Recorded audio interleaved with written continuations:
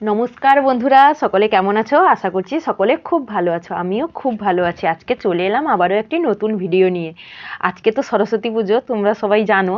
তো আজকে আমি সকাল সকাল একদমই রেডি হইনি। তোমরা হয়তো ভাবছো সকাল সকাল রেডি হয়ে গেছি, কিন্তু না, একদমই না। আমি সকালবেলা একটু রেডি না হয়েই অঞ্জলি দিয়েছি মায়ের পুজোর।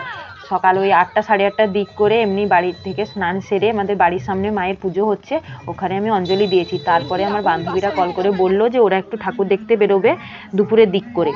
তো ওরা ঠাকুর দেখতে আসবে বাজকুল কলেজে যেহেতু সুন্দর প্যান্ডেল হয়েছে, তো ওরা বাজকুল কলেজে ঠাকুর দেখতে আসবে আমাদেরকে বললো।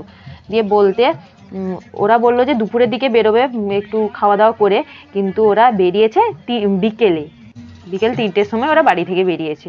তাহলে কি আর ঠাকুর দেখা হয় বলো? আমি তো খুব রেগে গেছিলাম। দিয়ে তারপরে বেরোতে আর একদমই ইচ্ছে ছিল না, তারপরে বেরিয়ে এই যে দেখো বাজকুল কলেজে চলে এসেছি। আর আজকে বাজকুল কলেজে কি হয়েছে জানো? ঠাকুর দেখতে ঢুকবো, বাজকুল কলেজে গেটে ঢুকেছে, একটু ঢোকার পরেই কিন্তু দুজনের সঙ্গে দেখা হলো। কাদের সঙ্গে বলো তো? ইউটিউব চ্যানেল আছে না, HD রাহুল বাসন্তী, ওই দাদাভাই দিদিভাইকে কিন্তু আজকে বাজকুল কলেজে দেখলাম। দেখো বন্ধুরা, বাজকুল কলেজে প্যান্ডেলটা দেখো, সরস্বতী মায়ের পুজোর প্যান্ডেলটা দেখো, খুব সুন্দর প্যান্ডেল। এবং ভেতরে মায়ের যে মূর্তিটা, ওটাও কিন্তু খুব দারুণ, কি সুন্দর করে সাজিয়েছে দেখো বাজকুল কলেজের প্যান্ডেলটা। প্রচুর ভিড় রয়েছে কিন্তু। আজকের ভিডিও এই পর্যন্ত। ভালো লাগলে অবশ্যই লাইক